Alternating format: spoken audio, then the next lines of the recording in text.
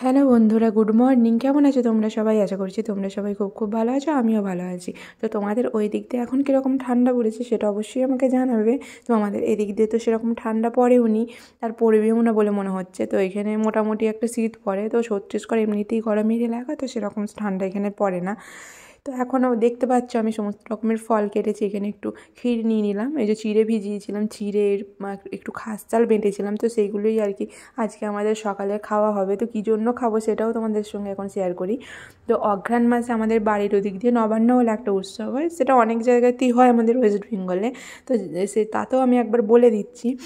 তো আমাদের ওইখানে আর কি ঠাকুরের সামনে অঘ্রাণ মাসের একটা ডেট ঠিক করে বাড়ি থেকে, তো সেই ডেটে আর কি সবাই মিলে এরকম ফল প্রসাদ দিয়ে ঠাকুরের কাছে ভোগ দেয়, তারপরে বাড়িতে এগুলো খাওয়া দাওয়া হয়। তো সেই জন্য আমাদের বাড়িতে তো এগুলো হয়ে গেছে, তো আমরা তো থাকতে পারিনি, তো ভাবলাম আমরা এখানে আজকে একটু আয়োজন করি।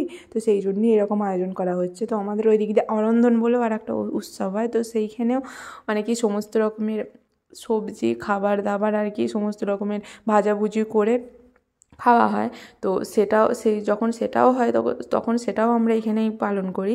তো পুজোটা হয় না, তারপর খাওয়া দাওয়াগুলো এখানেই করি। তো বাইরে থাকলে তো করতে হবে এইগুলো, আর কিছু করার নেই। তো বাড়িতে তো সবসময় যেতে পারবো না, তো সেই জন্যই ভাবলাম চলো আজকেও এটা করা যায়। তো সেটা তোমাদের সঙ্গে একটু শেয়ার করা যাক। তো সেই জন্যই আর কি ভিডিওটা তোমাদের সঙ্গে শেয়ার করা।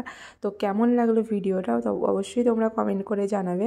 তো চলো আজকের মতন টাটা, নেক্সট ব্লগে আবার দেখা হচ্ছে।